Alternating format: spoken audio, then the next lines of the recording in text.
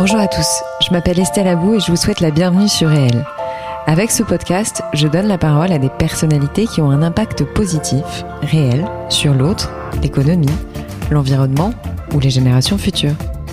Par leurs actions, leurs entreprises, leurs pensées, leurs œuvres ou leurs visions, ces hommes et ces femmes contribuent d'une manière ou d'une autre au monde de demain et à celui d'aujourd'hui. Si vous aimez le podcast et que vous voulez me soutenir dans ma démarche, la meilleure manière de le faire, c'est de vous abonner, de mettre 5 étoiles à l'épisode, de le commenter ou encore d'en parler autour de vous sur les réseaux sociaux et dans la vie réelle. Alors je vous souhaite une très bonne écoute et on y va. Bienvenue dans le 4e épisode des Conversations thérapeutiques. Les Conversations thérapeutiques, c'est notre rendez-vous mensuel avec Alix Georges, hypnothérapeute et thérapeute au sens large. Vous êtes très nombreuses et nombreux à avoir réagi aux épisodes précédents et vu les audiences, j'ai l'impression qu'il y a un réel emballement sur cette série et c'est tant mieux. Après le travail, le couple et les addictions, on aborde cette fois avec Alix le sujet qui me passionne, la transmission. Qu'est-ce que la transmission ? Pourquoi éprouvons-nous le besoin de transmettre ? Quels sont les mécanismes psychologiques de la transmission dans la sphère familiale ? Un petit focus sur l'héritage. Et là, on se demande ce qu'il se passe au moment de l'héritage psychologiquement. Et enfin, comment bien transmettre et surtout, comment bien recevoir. Cet épisode est encore une pépite grâce à Alix et j'espère sincèrement qu'il vous sera utile. Allez, place à cette 4e conversation thérapeutique avec Alix Georges. Alix, je suis ravie de te retrouver pour ce 4e épisode des Conversations thérapeutiques. Alors, petite introduction quand même. On se connaît, même si je renvoie tout le monde aux épisodes précédents, bien entendu. On se connaît, et là, on faisait le compte avant d'appuyer sur le bouton on. Ça va bientôt faire 10 ans qu'on se connaît. On a travaillé ensemble, mais je vais te laisser, si ça ne te dérange pas, te présenter. Je rappelle que tu es hypnothérapeute et thérapeute au sens large, que tout le monde peut te retrouver en tapant ton nom, Alix Georges, comme Georges, le prénom, sur n'importe quel moteur de recherche, et on va tomber sur ton site internet. Voilà, mais est-ce que tu peux te présenter rapidement en nous disant que ce que tu veux nous dire, bien entendu.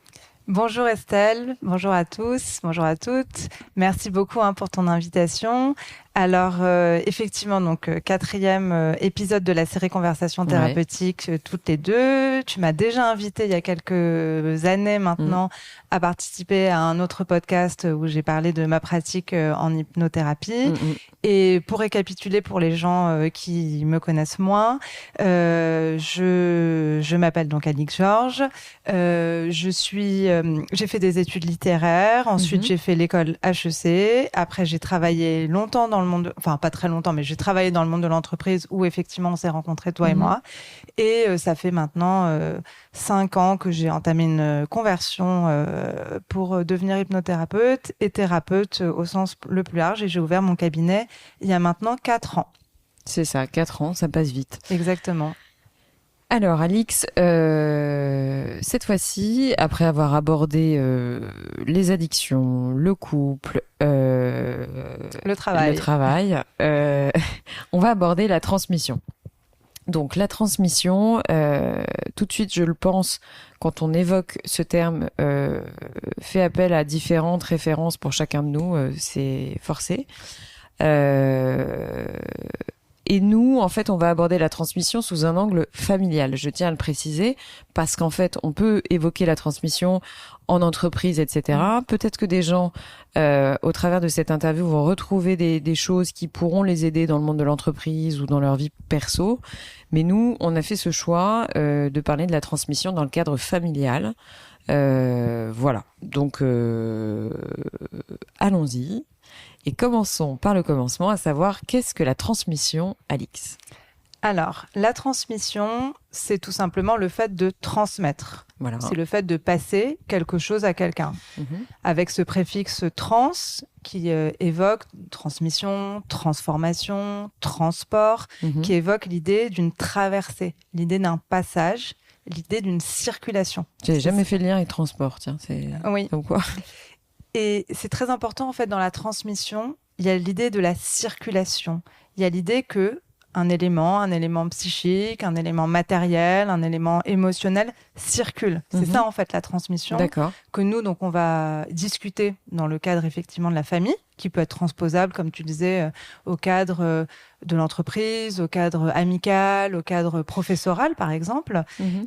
Dans la famille, pourquoi c'est très intéressant, surtout d'un point de vue thérapeutique, c'est que ça a à voir en fait avec un cycle de vie de façon générale. C'est ça. La transmission se passe toute la vie, mais elle s'articule autour de 2 moments clés, je pense qu'on va les analyser précisément, qui sont la naissance et la mort. Forcément. Exactement. Mais alors, du coup, pourquoi avons-nous ou éprouvons-nous le besoin de transmettre ? Parce que finalement, je pense que c'est relativement commun, que ce soit des valeurs, une éducation, un patrimoine, une culture, peu importe, mais c'est assez humain finalement la transmission. Oui. Donc pourquoi ? Alors, je dirais même que c'est plus que humain, c'est biologique, c'est carrément animal, puisque c'est ça. Quand la première chose qu'on transmet, c'est la vie, biologiquement. Enfin, on est quand même des êtres biologiques, comme les animaux. Et quand on transmet la vie, on transmet déjà un patrimoine génétique. Donc, il y a déjà des choses qui se transmettent. Ça fait partie du cycle de la vie, le fait de transmettre. Après, il y a la dimension psychique, la dimension psychologique. C'est ce qui nous différencie des animaux. Montaigne avait une phrase très belle. Il disait « c'est une manière d'allonger son être ». C'est une manière, en fait, de s'installer dans la durée, d'articuler le passé, le futur, le présent.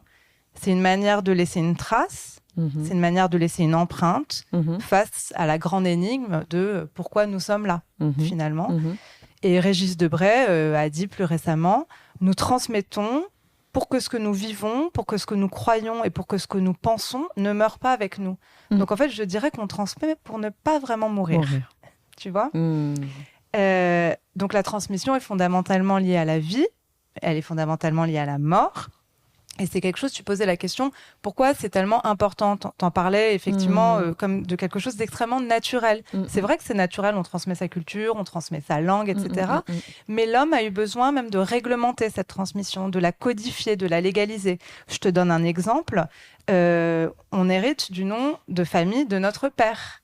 Tu vois, donc on transmet le nom du père. Dans la religion juive, on transmet la religion par la mère. La transmission a eu besoin d'être légalisée, codifiée, ritualisée. Les musées sont un lieu extrêmement codifié où on transmet des œuvres d'art. Les bibliothèques, on transmet des livres. L'école, c'est le lieu de la transmission du savoir. Tu vois, en fait, la société est extrêmement organisée par rapport à la transmission. En France, une anecdote, enfin, c'est pas une anecdote, mais c'est un fait, on ne peut pas déshériter quelqu'un. On ne peut pas ne pas transmettre. Qu'est-ce qu'a fait Johnny Hallyday ? Il a fait quoi ? Il est passé par la loi américaine. Ah, c'est ça. Oui. Voilà. En France, on ne peut pas déshériter quelqu'un. Ça pose question. On ne peut pas ne pas transmettre. Exact. On transmet évidemment sa culture, sa langue, son histoire, comme je te disais. Et on va s'intéresser plus spécifiquement au monde de la famille, où en fait, une famille transmet son histoire familiale, son inconscient familial, son récit familial, les injonctions, les non-dits, avec du positif, avec du négatif. On est chacun dans une famille, on est empreint de transmission familiale. Et tout l'enjeu pour l'être humain, ça va être comment faire pour s'approprier ce qui nous a été transmis en y incluant sa propre identité. Mais c'est ça. C'est toute la question en fait qu'on va se poser. Ouais. Quels sont les mécanismes du coup psychologiques de la transmission dans la sphère familiale ? Alors, comme je te disais, toute la question que l'être humain va finalement se poser toute sa vie, ça va être comment je fais pour m'approprier ce qui m'a été transmis et de quoi je dois me défaire parce que finalement ça ne m'appartient pas. C'est ça. Tu vois ? Et ça, c'est ce qu'il y a de plus dur. Bah, c'est toute sa vie en fait qu'on essaye de faire ça. En fait, et ça rejoint effectivement la question de la transmission, en psychologie familiale, la transmission ne se fait pas comme transmettre un mail, par exemple. Ouais. C'est beaucoup plus complexe. Ouais, si on regarde une famille d'un point de vue systémique, dans la famille, il y a d'un côté, et on va partir du principe, juste pour que les choses soient claires, que la transmission, dans ce qu'on va se dire, elle est définie comme ce qui circule des ascendants vers les descendants. Donc des parents vers les enfants, en gros. Hein.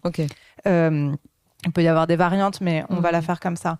Dans une famille, donc d'un côté, tu as le parent, tu as l'ascendant. Sa fonction, on va vraiment parler d'un point de vue systémique, en tant que parent, ça va être de gérer la manière dont une chose psychique, à savoir une connaissance, un affect, un état d'esprit, une valeur, un fantasme, va passer et circuler. Donc ça va être du côté de l'ascendant. De l'autre côté, tu vas avoir donc l'enfant, lui qui va recevoir une charge, qui est celle de recevoir ce qui lui est transmis. Donc tu as une relation avec un émetteur et un récepteur. Et dedans, tu as un processus qui est très complexe de circulation, de conscient à inconscient, mais aussi d'inconscient à inconscient. Et en fait, dans cette dynamique de relation parent-enfant, il va y avoir une asymétrie dans la relation, parce que celui qui transmet, il va être mis en position de donneur, donc en situation de disposer de quelque chose dont le receveur est naturellement privé. C'est toute la thématique de l'éducation, de l'exemplarité, de comment j'éduque mon enfant, de l'intention que je donne à cette éducation, qu'on affiche face à nos enfants, mais aussi toute la dynamique qui est beaucoup plus cachée de ce qu'on assigne à nos enfants, tu vois, de ce qu'on assigne, de ce que nous, on n'a pas pu accomplir nous-mêmes, de ce qu'on leur demande de faire à notre place, de ce qu'on n'est pas capable de faire, et aussi de ce qu'on n'a pas forcément envie de partager avec eux. Donc c'est ça la dynamique inconsciente. Oui. C'est terrible parce qu'en fait, très peu de gens engendrent, le terme est pas très beau, mais enfin, deviennent parents en ayant conscience de tout ça finalement, parce que. Oui, je suis d'accord. Tu vois, enfin, si on y pense, moi j'ai eu la chance de faire un enfant sur le tard. Donc toutes ces choses-là, j'ai commencé un peu à essayer d'y réfléchir il y a quelques temps. Je te dis pas que j'ai fini d'y réfléchir, mais bon, voilà, tu vois. Enfin, je me suis dit, bah, il y a des choses, c'est sûr de sûr que je ne lui souhaite pas ça, et effectivement, il vaut mieux pas. Ensuite, des trucs que je lui souhaite, mais comment dire, j'ai un poème en fait, un extrait du Prophète, je sais pas si tu connais, c'est qui m'a vraiment marqué parce que je crois que je l'ai lu très peu de temps avant de tomber enceinte.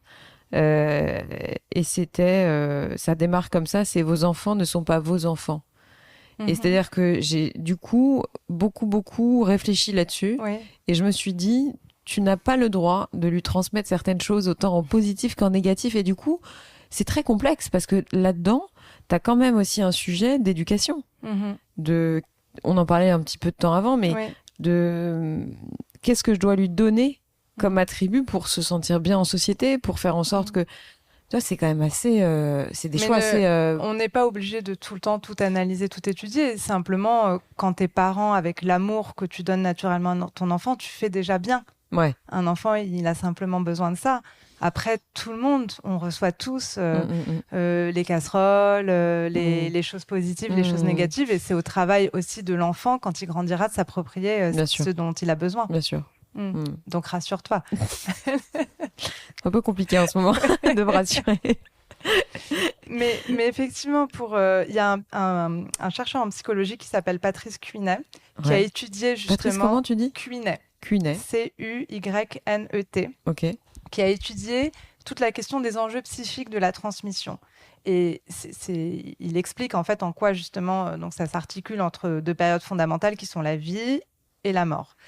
Et il explique, pour revenir à ce que tu étais en train de dire, en fait quand un enfant naît, il est attendu par ses parents, il est attendu aussi par tout le groupe familial. Et l'arrivée d'un bébé, tu es devenue mère il n'y a pas très longtemps, tu l'as vu, elle mobilise et elle bouscule profondément l'ensemble de l'équilibre du réseau familial. Bien sûr. Hein, t'es d'accord ? À la naissance, tout de suite, l'enfant, il va recevoir déjà des anesthésiations. On va tout de suite chercher ce qui a été transmis, par exemple, physiquement. Ah, il a tes yeux. Il a les yeux de sa grand-mère, il a le nez de sa tante. Ouais.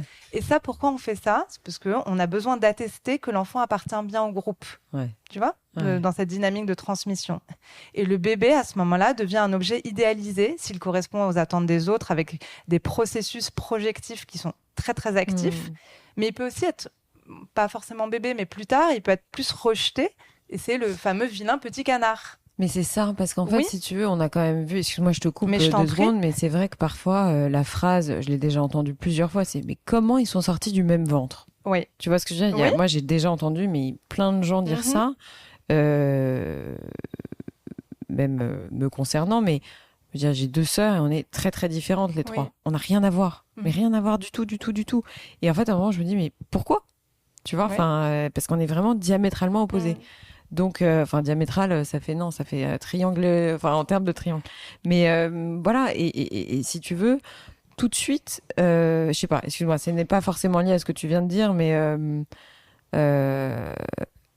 encore une fois, même en disant ça, comment ils ou elles ont pu sortir du même ventre, c'est encore une fois un rappel à la tribu, Mais c'est un rappel au fait qu'en fait, il faut appartenir. L'enfant, quand il reçoit le don de la vie, à une communauté, ça le rend d'emblée débiteur. C'est ça. C'est cette notion, en fait. Parce qu'il reçoit par là même les vœux conscients, les projections. Tu vois, là, ce que tu es en train de dire, c'est on constate qu'effectivement, on peut être différent en sortant du même ventre, ce qui est finalement très normal d'un point de vue génétique. Fort heureusement même. Mais psychiquement, effectivement, le besoin de la tribu, le besoin de l'appartenance, etc., est tellement fort qu'on a besoin de savoir à qui on appartient, à quoi on appartient. Et c'est d'ailleurs pour ça qu'il y a un deuxième moment qui est très important, qui est le moment aussi d'entrer dans la société, qui est le moment de l'inscription du nom et du prénom sur le registre de l'état civil, parce qu'en fait, ça sert aussi à prévenir la famille que l'enfant appartient aussi à la société. C'est aussi à ça que ça sert. Enfin, je rappelle qu'on vit en société. Oui, au cas où les gens l'aient oublié. Voilà. Mais tu as raison. En fait, l'enfant reçoit les vœux conscients, les vœux inconscients d'appartenance et que chacun souhaite qu'il réalise par la suite. On hérite tous de ce fameux legs d'obligations qui sont liés en fait à quoi? Au désir insatisfait et aux failles de nos ascendants. C'est ça. Et ça, on en est imprégné, qu'on le veuille ou non, tout le temps. Et qu'on le veuille ou non, on imprègne tout le temps nos enfants de ça. C'est comme ça. Qu'est-ce que ça crée ensuite comme mécanique dans la famille? Ça peut faire souffrir, je suis d'accord, mais en fait, ça donne une place narcissiquement dans la famille. Le fait de recevoir ces assignations. Ça nous donne une position de valeur, ça nous donne une importance pour les autres. On sait à quoi on appartient, à quelle famille on appartient. On est accepté, on est reconnu et d'une certaine façon, on devient entre guillemets indispensable au réseau familial. Tu vois ce que je veux dire? Donc c'est pas que du négatif, quoi, au contraire. Ah non, ça nous permet de tenir. Et justement, l'adolescence, je vais en parler juste après, ça va être un moment où ça va s'ébranler. Parce que donc, on nous investit à ce moment-là par affiliation, comme représentant de la lignée, on est reconnu et on a besoin d'être reconnu. Et se tisse ainsi un lien de reconnaissance par l'héritage symbolique et l'héritage imaginaire de la famille. Et en fait, ce qui va se passer, c'est que tous les membres, pourquoi la famille c'est tellement important, tous les membres d'une famille sont reliés par ce pacte implicite qui nous permet d'assurer une continuité dans notre chaîne à nous et transmettre le modèle familial. Tu vois? Très bien. Et il y a une psy qui s'appelle Pierra Olanier, qui était une très grande psy, et qui parle de contrat narcissique. Elle dit, grâce à ce pacte implicite, on reçoit une place dans notre famille, une identité, une éducation, une appartenance, une protection, mais en échange de quoi il faut être loyal. Et on reprend à son compte le nom, les valeurs, les comportements familiaux qu'on se prépare ensuite à transmettre. Tout ça, c'est l'enjeu de la transmission. Donc, on est tous reliés dans une famille par une dette, qui se transmet de génération en génération.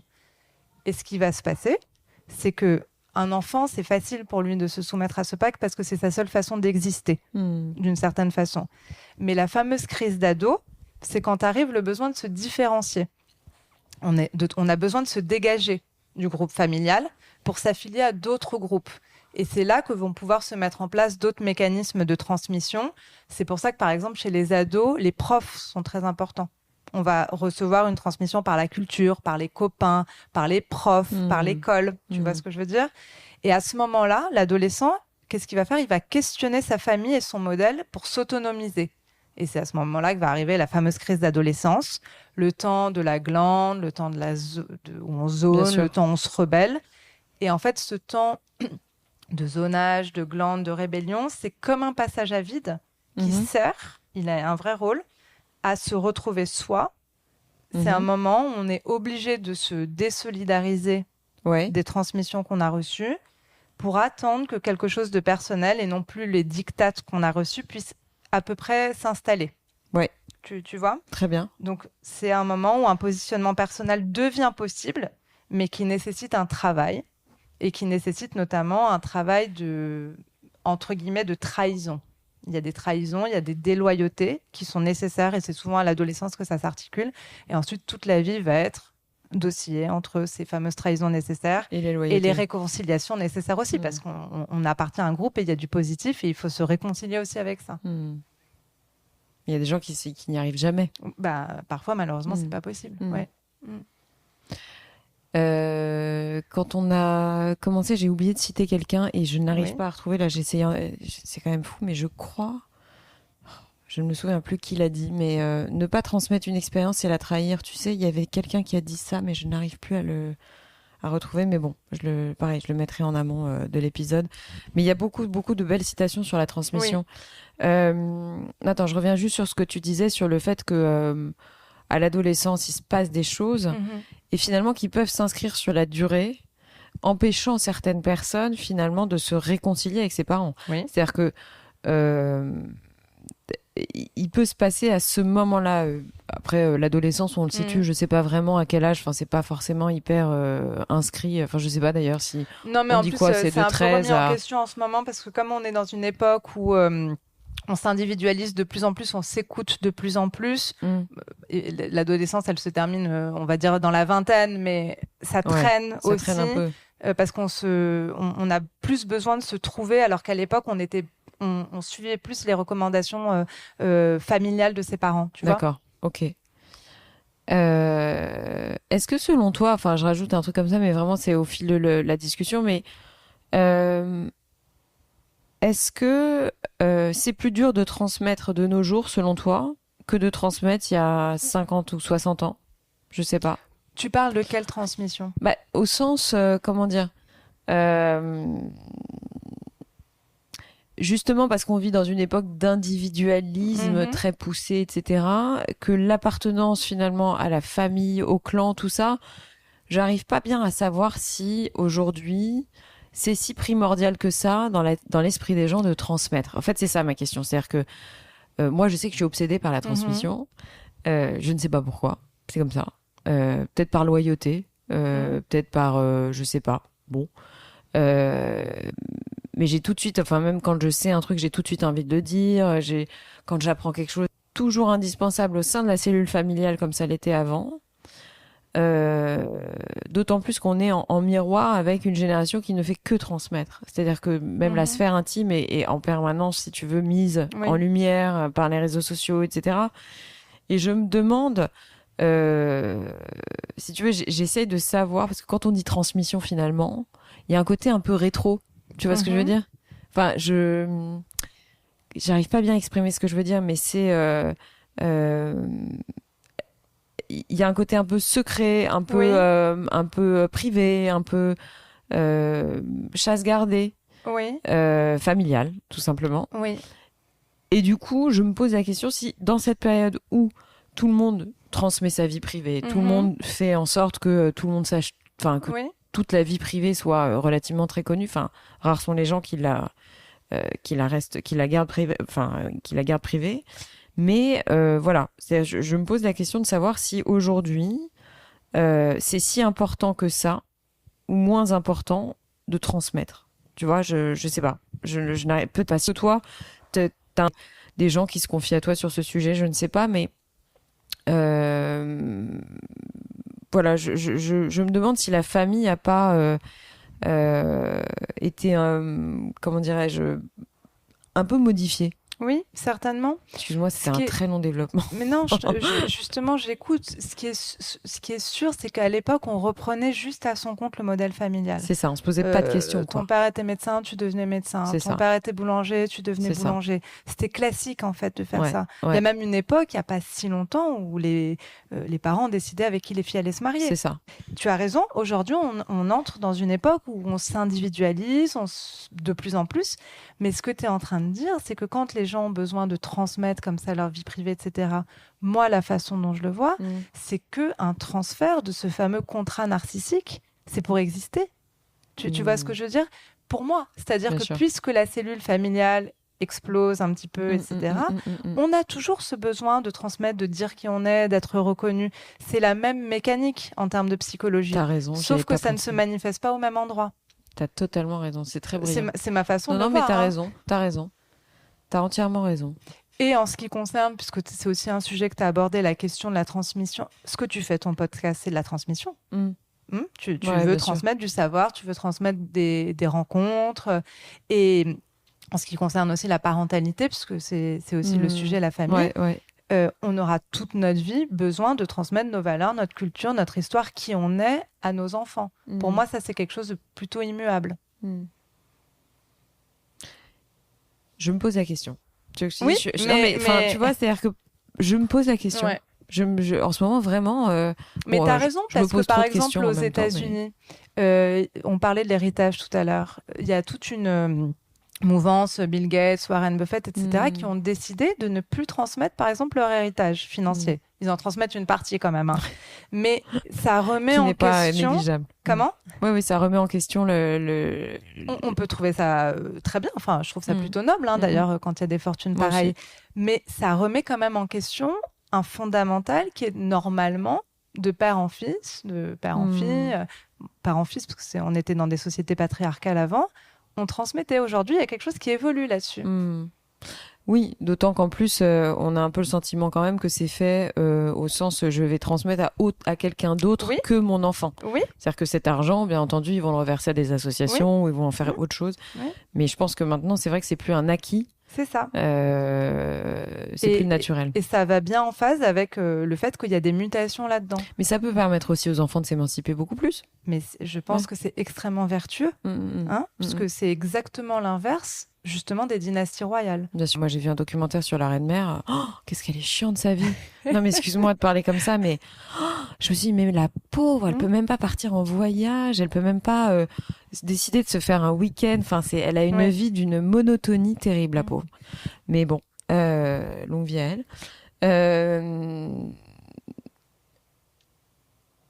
D'ailleurs, attends, mais en parlant de ça, la royauté, en soi, c'est quand même un gage de transmission. Voilà, c'est un gage de stabilité aussi. Mais bon, ça, c'est une parenthèse. Je reparle rapidement des exemples, mais j'aime bien citer quelques exemples un peu concrets. Mais on peut penser à la famille Arnault, par exemple, à Bernard Arnault, qui lui, j'ai cru comprendre. Après, il reste très secret sur sa vie personnelle, mais j'ai cru comprendre que la transmission à ses enfants était quelque chose qu'il avait complètement intégré depuis très longtemps. C'était d'office naturel que ses enfants soient intégrés au groupe LVMH et très vite finalement. Ouais. Ce qui a peut-être pas été le cas pour Bolloré, par exemple, tu vois, parce que Bolloré, j'ai commencé à lire un article dans Le Monde où justement, il y a l'été dernier sur il y a une série qui est très intéressante d'ailleurs. Bolloré, pour le coup, lui, il voulait, puis les enfants voulaient pas. Enfin bon, il y a eu un sujet. Donc c'était pas clair ici, c'était pas clair de chez clair que c'était les enfants qui allaient succéder au père. Ensuite il y a l'exemple Lagardère qu'on peut citer, où là il a clairement j'ai pas les termes, mais bon, en tout cas il a pas reçu ce qu'on lui a transmis, on va dire ça comme ça. En tout cas il l'a pas su le garder, ou il a pas voulu le garder après. Voilà. Mais du coup, ça me permet sans transition, de te demander comment on fait pour bien transmettre et comment on fait pour bien recevoir. Parce que, et encore le terme bien est un peu connoté. Oui. Tu vois ce que je veux dire ? Alors, est-ce qu'il y a peut-être qu'avant ça, on peut peut-être parler de l'héritage, justement ? Oui, bien sûr, excuse-moi. Comment, bien sûr, excuse-moi. Qu'est-ce qui se passe au niveau de l'héritage ? Excuse-moi, oui, tout à fait. On fait un focus sur l'héritage, justement. Qu'est-ce qui se passe au moment de l'héritage psychologiquement dans l'esprit des gens, autant du côté, en l'occurrence, pour les gens qui sont concernés directement, tu vois, mais parfois c'est à l'échelle de gens qui se réveillent au moment d'un héritage. Voilà, il faut dire que ça peut être une personne, mais comme plein de personnes. Oui.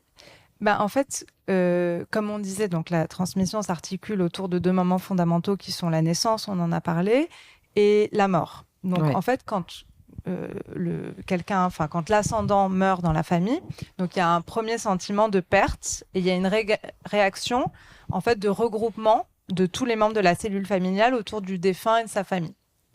Il y a un temps de recueillement, il y a un temps de deuil qui sert à renouer les liens entre les membres de la famille. Et il y a différentes balises en fait dans le deuil qui sont très ritualisées. Et dans ces différentes balises, il y en a une qui est fondamentale, qui est justement celui du moment notarial de l'héritage, qui va être un moment de repère extrêmement chargé. toujours sur le sujet de la transmission. Ça va être en effet un moment solennel devant notaire, légal, de transmission. Je renvoie au film des 3 frères avec la scène qui est quand même très drôle. C'est ça. L'usufruit de votre quote-part entière à diviser. Et cette transmission, en fait, ce qui se passe dans l'héritage, c'est un sujet important, qui est pas uniquement matériel, mais une transmission identitaire. Nulle part ailleurs qu'au sein de la cellule familiale, l'argent a une valeur plus symbolique qu'économique. Parce qu'en fait, au-delà de sa valeur, l'individu va y recevoir sa place, ses attentes de reconnaissance ou pas, d'affection ou pas, de positionnement ou pas. Et ensuite, ça va lui permettre d'asseoir son pouvoir ou au contraire de se sentir soumis, rejeté, humilié. Et donc, c'est un moment très, très important, celui où on reçoit les biens et celui où on va prendre une nouvelle place en tant qu'héritier et où le lien de filiation va être soit justement renforcé, soit justement ébranlé. Donc, la transmission des biens, pour déjà répondre à tes questions, elle ne peut se faire sainement que si l'héritier est en pleine certitude de son identité psychique dans sa famille, de son bon droit, de sa place. Je vais revenir après justement sur les pathologies. Et l'héritage va reposer indirectement la question de la filiation, la question des liens, la question des relations que le défunt entretenait avec sa descendance. C'est pour ça que souvent il y a plein de drames familiaux et même pour la petite cuillère, on se sent rejeté. Enfin, ça, on les connaît, ces guerres fratricides, les sentiments d'injustice. Et dans le testament, en fait, ce qui est très très particulier et de très spécifique aussi, c'est que le sujet du verbe, celui qui dit je, en fait, il est mort. Donc, on ne peut pas... Et l'objet, celui qui reçoit, reste le vivant. Mais il n'a qu'une place d'objet. Et c'est l'absent qui va imposer sa parole que le vivant ne peut que recevoir. Donc, la révolte est impossible. Si, en fait, elle est possible. En France, par exemple, on a le droit de refuser un héritage. Contrairement à ce qui se passe à la naissance. Oui, c'est vrai, t'as raison. Est-ce que, pour autant, ça veut dire que... est-ce que refuser un héritage... ça veut dire que finalement... Ouais, enfin, ça veut pas pour autant dire que t'as digéré la pilule, peut-être même au contraire. Ouais. Mais bon, en tout cas, en cédant ses biens, le mort va mettre l'hérité dans une sorte à nouveau de redevance, en reprenant à sa charge les éléments de son histoire. Et c'est pour ça qu'il y a des gens pour qui l'héritage est lourd. Parce que quand on accepte un héritage, qu'est-ce qui se passe ? On endosse les bénéfices, on endosse le positif de ce qui a été construit par nos ascendants, mais on endosse aussi les raisons inconscientes qui ont poussé nos ascendants à accumuler des biens. On endosse aussi peut-être des dettes. On endosse des histoires qui ne nous appartiennent pas. Tu vois ce que je veux dire ? Bien sûr, tu as même des gens qui sont censés... Enfin bref, après c'est une catégorie très privilégiée, mais tu as des gens qui sont obligés de vendre des biens pour payer un héritage aussi. Enfin, on parle pas de ça, mais c'est... Mais c'est vrai. Il y a une sociologue qui s'appelle Anne Gottman qui a décrypté en fait les différentes conduites pathologiques selon les manières de recevoir un héritage. Donc elle a fait 2 catégories, enfin de ce que j'ai lu, j'ai sûrement pas tout lu. Elle dit il y a une première catégorie, c'est les gardiens du temple des valeurs familiales. On parle des pathologies, on peut tout à fait, je précise, recevoir très sainement un héritage, en faire quelque chose de positif. Mais les gardiens du temple, ce sont ceux en fait qui se sentent à tout prix le devoir de continuation de l'identique. C'est typiquement, on en parlait tout à l'heure, les familles royales chez qui rien ne bouge. La tapisserie n'a pas bougé depuis 300 ans, les maisons sanctuaires où rien ne doit se perdre, rien ne doit changer. Et en psychologie, on pourrait se dire qu'il y a un sentiment de culpabilité inconsciente s'ils n'arrivent pas à réussir à faire aussi bien, donc ils touchent à rien, avec cette espèce de fantasme de préserver l'image du corps familial de la décomposition. Tu vois ? Donc ça, c'est une... façon extrêmement conservatrice de recevoir son héritage. Et à l'opposé, tu as les héritiers qui n'arrivent pas à devenir propriétaires de leur héritage, qui ne peuvent que être des dépositaires d'une certaine façon. Ce sont ceux pour qui il y a une urgence inconsciente. Il y en a énormément, des gens comme ça aussi. Ils doivent se défaire de la créance parentale. Ils doivent se défaire de toute assignation. Ils vendent la maison, ils vendent des biens, ils donnent tout de suite tout à tout le monde. Ils restent dans une dynamique où ils doivent se dépêcher de vendre ce qu'ils ont reçu. Ce sont aussi ceux, c'est les mêmes, enfin c'est pas les mêmes, mais c'est la même catégorie, qui va tout dilapider par exemple, où quelque chose a été mal transmis. Ils peuvent pas se sentir bien sûr. Ils peuvent pas le réceptionner. Non, ils n'arrivent pas à devenir propriétaires. Donc ça, c'est côté récepteur. Côté émetteur, là, c'est pas Anne Gottman, c'est Alix Georges qui interprète. Alors, allons-y. Je pense qu'il y a 2 pathologies. La première, c'est toutes ces générations qui n'ont rien eu, qui n'ont rien reçu, qui veulent combler ce manque à tout prix et qui toute leur vie vont se sacrifier pour la génération d'après. Personnellement, je trouve ça pathologique. Pourquoi, à tout prix, besoin d'accumuler en se sacrifiant pour ceux d'après? C'est ne pas leur faire confiance. Pourquoi soi-même ne pas montrer qu'on peut quand même profiter de ce qu'on accumule, qu'on peut profiter des biens qu'on construit? Tu vois ce que je veux dire? Je trouve que ça peut être pathologique quand c'est poussé à l'extrême. Bah, ça pousse à la culpabilité. Oui. Enfin, c'est-à-dire que ça met tout de suite l'enfant dans une situation où il se sent c'est très exact. fautif. Exactement. Et tu as la deuxième catégorie qui est encore plus pathologique, on va dire, qui est ceux qui n'arrivent pas à léguer. Donc là, je pense, il y a une série extraordinaire qui s'appelle Succession. Je ne sais pas si tu l'as vue. Mais je ne l'ai pas vue encore. À voir, série shakespearienne totale. Netflix, hein. OCS. Ah, OCS. Où tu as Logan Roy, donc patriarche milliardaire d'un conglomérat américain dans les médias et divertissements, père de 4 enfants, qui doit envisager sa succession parce qu'il commence à vieillir et avoir différents symptômes. Et donc, en fait, ce qu'on va voir, c'est toute la lutte pour le pouvoir au sein de cette famille avec les rivalités fratricides, les trahisons, les relations familiales toxiques. Mais surtout, ce qu'on va voir, c'est cette figure de monarque des temps modernes avec la violence psychologique de ce personnage qui va imposer à ses enfants les pires blessures narcissiques et où sa crainte la plus profonde va être que ses héritiers s'émancipent de sa tutelle et un jour s'approprient ce que lui-même a construit. Et en fait, il va tout le temps, dès qu'il va proposer en fait une promotion à un de ses enfants, aussitôt, dans un mécanisme très pervers, il va s'en suivre une brimade, une humiliation pour anéantir sa confiance en lui. Il ne peut pas léguer. Toute la série va être comment il va s'organiser pour diviser ses enfants parce que il lui est impossible de léguer quoi que ce soit. Mais alors ça, tu vois, après, ça mériterait de faire un épisode, mais je pense que c'est une pathologie, comme tu le dis. Oui. Mais qui recouvre presque un regret d'avoir fait des enfants. Enfin, tu vois ce que je veux dire? Je dirais pas ça, mais je dirais en tout cas une ambivalence extrêmement forte. C'est souvent des personnalités comme ça, très très charismatiques. Après moi, le déluge, ou rien ne me vaut. Enfin, personne n'est à la hauteur. Exactement, et qui ont des blessures narcissiques extrêmement fortes, non travaillées, qui fait qu'il y a une incapacité, il y a une espèce de pulsion de destruction, une incapacité à transmettre et à faire en sorte que l'héritier puisse s'approprier cette transmission. Oui. Pulsion de destruction, ouais, exact. Donc oui, c'est pathologique. On était dans la famille des pathologies. Hein. Oui, dans la famille des pathologies. Sans compter tout ce que ça peut créer comme sujet sur les générations d'après, en plus. Enfin, sur les petits-enfants ou sur les arrière-petits-enfants. Enfin. Du coup, donc ça c'était sur l'héritage. Ouais. Tout à l'heure, j'évoquais le fait de bien transmettre et de bien recevoir. Mais déjà en lisant ça, en disant ça, j'ai du mal parce que ça voudrait dire qu'il y a une manière bonne et mauvaise de transmettre et une bonne et une mauvaise manière de recevoir. Oui.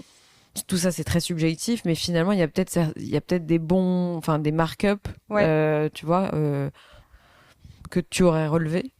Oui, pour moi, il y a, enfin, en tout cas, on peut... transmission saine, on va parler de saine transmission ou de saine réception, enfin, je sais pas comment on peut le... Oui, c'est ça, comment bien recevoir, comment bien transmettre, je pense qu'on peut le formuler comme ça. Comment bien transmettre?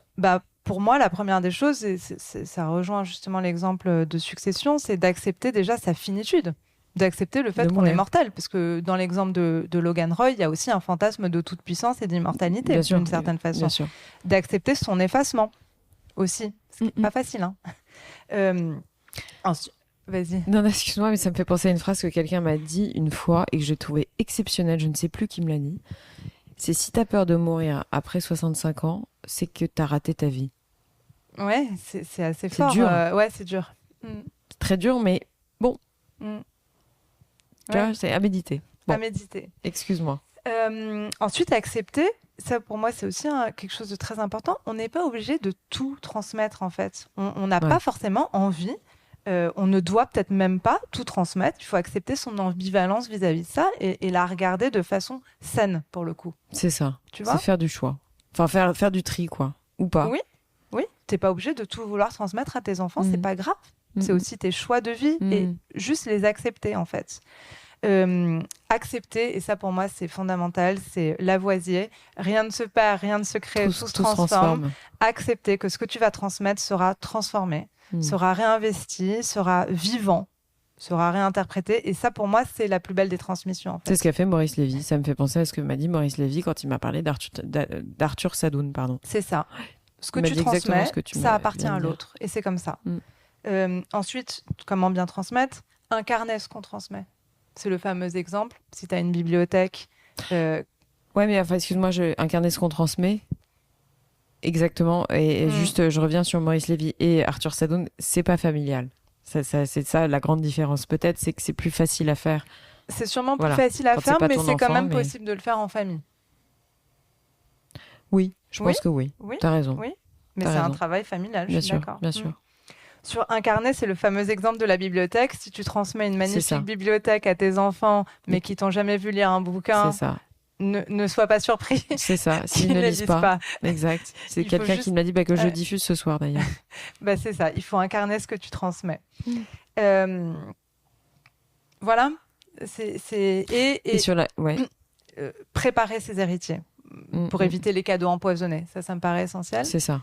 Et dernier point, sur comment bien transmettre, toujours se rappeler que quoi qu'il arrive, donner, c'est bon pour la santé mentale. Parce que c'est vrai, le don est une occasion aussi de se légitimer soi-même. Vrai. Bien sûr. Donc oui, il y a le côté empathique, le côté générosité, mais c'est aussi une occasion de se légitimer. Donc c'est bon pour la santé mentale. C'est très bien de le rappeler, j'aime bien comment tu le dis. J'aime bien cette façon de parler. Donner est bon pour la santé. Voilà. Ensuite, après manger, bouger. C'est ça. Comment bien recevoir, tu m'as demandé. Parce que c'est une question. Pourquoi les choses sont-elles dues à tout prix? Enfin, justement, se poser la question, se demander avec sincérité pourquoi ça doit m'être dû. Tu vois ce que je veux dire? Je pense qu'il faut se poser la question. C'est fondamental. C'est fondamental. Donc, premièrement, pour bien recevoir, déjà être prêt à l'envisager. Tu vois, comprendre en fait qu'à un moment, oui, nos ascendants vont mourir. Peut-être qu'il y a des gens pour qui c'est plus difficile. Je pense que c'est une question extrêmement difficile. Comprendre qu'on peut devenir légataire de quelque chose, parce qu'il y a toute la question de la légitimité. Est-ce que j'ai le droit? Est-ce que j'ai pas le droit? La culpabilité derrière ça. Accepter soi-même aussi, en deuxième point, son ambivalence vis-à-vis de l'émetteur. On a le droit d'être ambivalent vis-à-vis de ce qu'on reçoit. C'est pas une raison pour dilapider, c'est pas une raison pour justement tout geler pour autant. Tu vois ce que je veux dire? Accepter qu'on a le droit de faire évoluer en fait cet héritage et sortir de sa posture d'enfant en fait, tout simplement. Et pour ça, c'est quoi? C'est travailler son identité hors du champ de la transmission. Et se demander avec sincérité à quoi on veut être loyal, à quoi on veut être pas loyal et pourquoi. Recevoir, je le précise, et je pense qu'on peut justement un peu clôturer sur cette idée, c'est un processus actif. On disait donner c'est bon pour la santé mentale, mais recevoir c'est un processus aussi où notre santé mentale doit être très active en fait. Bien sûr. Et Goethe disait ce que tu as hérité de tes parents, acquiers-le pour le posséder. C'est tellement vrai. Mais oui, c'est l'héritage, c'est une composante active. C'est bien sûr. Nous faut acquérir une acquisition. Ce qu'on hérite de nos parents, tu vois, pour devenir un individu libre, autonome, responsable, qui s'inscrit dans sa filiation. Il faut effectuer un travail de tri, d'actualisation, d'appropriation de ce qu'on nous a transmis. Il y a très peu de gens qui le font. C'est pas si facile à faire. Et tu as André Comte-Sponville, qui est un philosophe contemporain, qui dit... Il dit, c'est la même idée. Continuer d'avancer, c'est la seule manière de ne pas trahir sa source. Continuer d'avancer, c'est la seule manière de ne pas trahir sa source. C'est magnifique. Et c'est lui qui a sorti cette phrase que je viens de te donner sur les 65 ans. C'est peut-être pas 65, mais 60 ans, je sais plus. D'accord. C'est lui qui a dit ça, dans le podcast de Pauline. C'est toujours continuer d'avancer. Hériter, c'est faire évoluer, c'est rester vivant, c'est rester adapté au monde d'aujourd'hui. Et toute la question, ça va être de comment trouver son chemin entre la loyauté aux origines et la fidélité à soi-même. C'est superbe. Ouais. Mais ça me fait beaucoup réfléchir. Beaucoup. Tant mieux. Écoute, Alix, merci 1000 fois. Je rappelle... que tu t'appelles Alix Georges et qu'on peut te retrouver sur tous les moteurs de recherche. Tu as un site internet, Tu es thérapeute, hypnothérapeute. Je te remercie 1000 fois pour notre échange. J'ai appris plein de choses. Je vais beaucoup cogiter ce soir. Et je te dis à bientôt pour un prochain épisode. Merci beaucoup Estelle. Merci à toutes. Merci à tous et à bientôt. Au revoir. Voilà les amis, c'est la fin de cette interview, j'espère qu'elle vous a plu. Si c'est le cas, n'oubliez pas de partager l'épisode via les plateformes d'écoute comme Acast, Apple Podcasts, Spotify ou votre application de podcast préférée.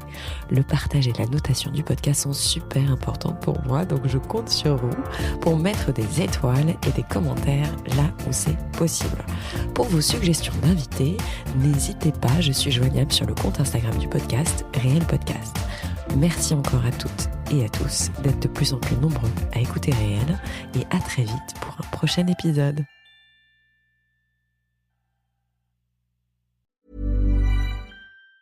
The U.S. Border Patrol has exciting and rewarding career opportunities with the nation's largest law enforcement organization. Earn great pay with outstanding federal benefits and up to $20,000 in recruitment incentives. Learn more online at cbp.gov/career/USBP.